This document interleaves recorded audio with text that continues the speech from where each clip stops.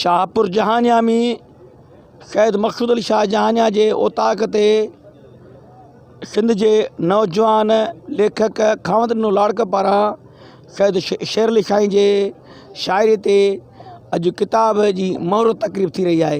अचो तो वधीक लेखकन शायरन अदीबन खां पुछा कि उन्हनि जो छा चवण आहे। नौजवान नस्ल ऐं मुरीदन लाइ सभिनी लाइ हिकु अनमोल तोहफ़ो ॾिनो आहे।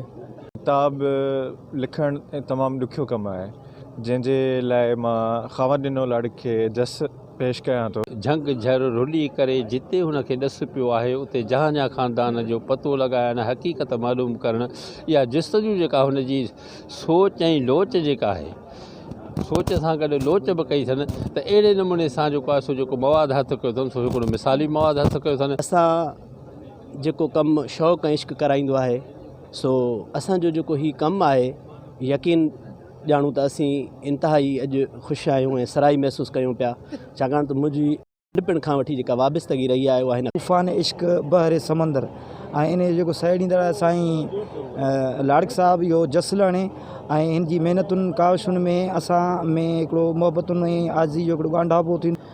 तव्हां किताबी मुहूर्त जे तक़रीब में आयल शाइरनि अदीबनि लेखकनि जा वीचार ॿुधा, जिन जो चवणो हो त खावंद ॾिनो लाड़क जहिड़ा नौजवान सिंधी अदब जे लाइ लाभाइतो किरदारु अदा करे सघनि था। कैमरामैन असद बुगियो खां गॾु ज़फ़र बुगियो, सिंधी न्यूज़ शाहपुर जहानिया।